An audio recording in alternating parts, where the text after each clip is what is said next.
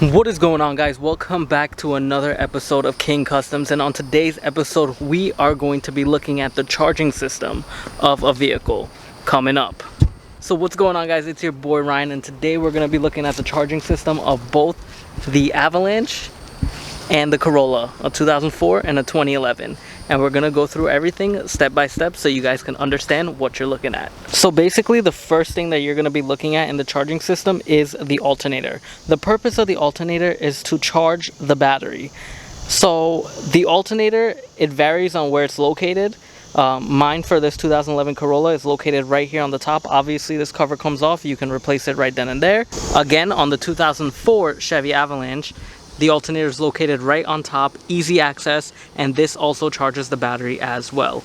The next part of the charging system that we're going to look at, which I think is part of the charging system, but others may not agree with me, the serpentine belt. Why I say the serpentine belt? Because without that, it's not going to turn, and without the turning, it's not going to charge the battery. Without the belt, it's not going to turn, and it's not going to charge the battery. Finally, the next part of the charging system we're going to look at is the battery itself. Now this battery, I consider it part of the charging system because it helps with turning on all the accessories. It helps with turning on the car. In order for this to run proficient, it needs the charging of the alternator. So I'm going to throw this in with the charging system. On the Avalanche here, you have the battery, which is right here, and this is going to be grouped with the charging system as well.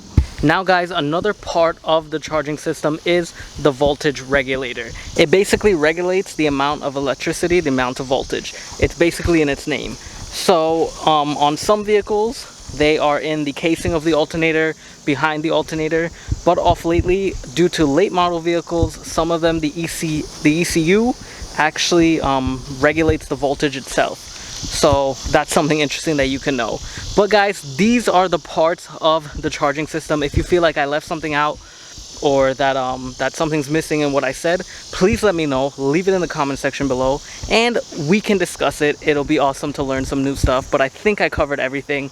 Other than that, guys, sorry for the really quick video. I'm gonna do these in sections and parts. I figured that a lot of people on my channel are interested in learning about cars, and a lot of them do not know certain parts of the engine. So what we're going to do is make a mini series of everything and what parts do what and what they are grouped with. So this should help a lot of people out in the future.